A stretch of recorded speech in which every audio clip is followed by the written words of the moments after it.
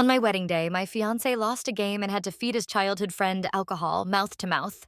In response, I turned around and kissed his best man, leaving everyone at the ceremony in shock.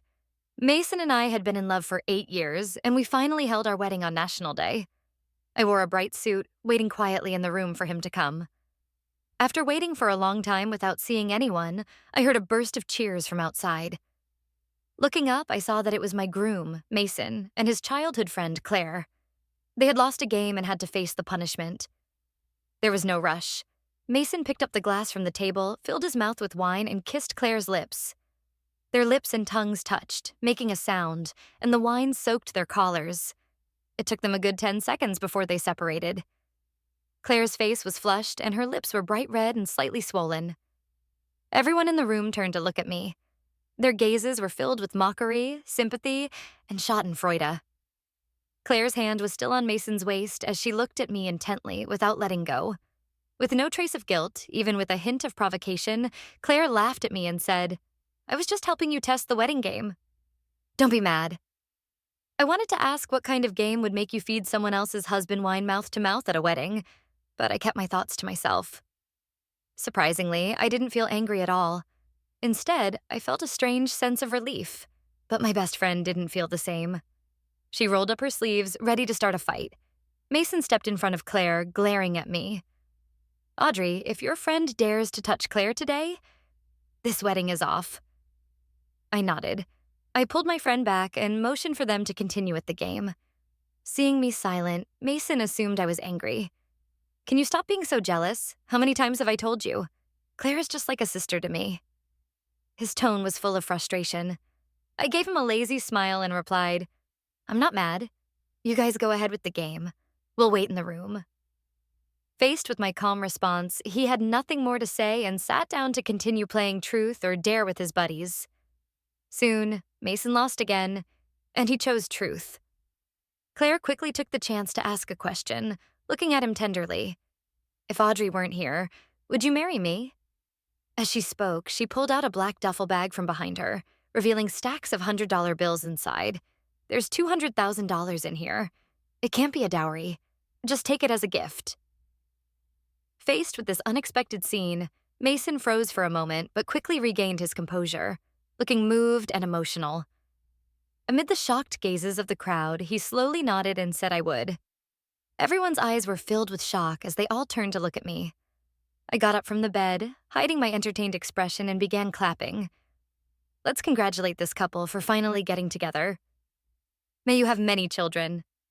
I said it sincerely, but everyone thought I was furious. Mason frowned and spoke up, clearly unhappy. "Audrey, how many times have I told you? It's just a stupid game. What's with this nonsense? Are you crazy? It's our wedding day. What do you mean by saying that? Are you trying to call off the wedding?" Listening to his accusations, I couldn't help but find it all amusing. "Exactly. Doesn't want to get married."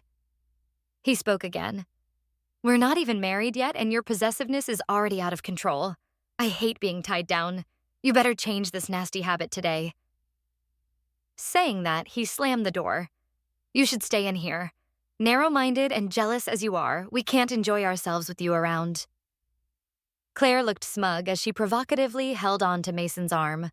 "Don't worry, you stay here. We'll call you when the game's over." On my wedding day, my husband shot me out of the room. I was forced to watch him act all intimate with another woman while the guests gossiped, holding their envelopes. Just thinking about it made me feel pathetic and ridiculous. But everyone else seemed to think it was completely normal. They weren't surprised by Mason and Claire's flirting. In fact, they acted like my role as the clown. And all of this was perfectly natural. In the past, I would have flipped the table and screamed at everyone. It would have ended in an ugly argument. Mason would say that he and Claire were just friends and I was the one with dirty thoughts. He would be disappointed in me, claiming I was ruining everything and didn't trust him. No matter what I said, he would give me the silent treatment and even meet up with Claire on purpose, just to make me jealous. Until I finally begged for forgiveness like a dog. Only then would he interrogate me, making me admit I was possessive to the point of being irrational, and that I needed to trust him unconditionally. Over the years, constant manipulation, I had turned into a lunatic who followed Mason's every word. Even on our wedding day, I still found myself instinctively questioning whether I was overthinking things. But deep down, I knew it was them who were in the wrong. Door closed, cutting off the view, and only the noise of laughter and chaos from outside could be heard. I leaned against the window, watching the lively scene below. My friends followed behind, fuming with anger. This is just too much. If this wedding doesn't happen, who cares anyway? But any more words were quickly swallowed as they glanced at my expression and chose not to continue. Everyone thought this wedding wasn't Mason's idea, but something I had begged for not long ago. Mason said he wanted to marry me, and I agreed. I had naively believed that after 8 years of waiting, I was finally going to get my happy ending.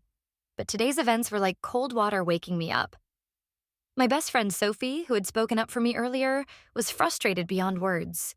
You've been humiliated like this and you still want to marry him? I looked at Sophie and said, then I won't. As I spoke, I started taking off the golden hairpins and jewelry.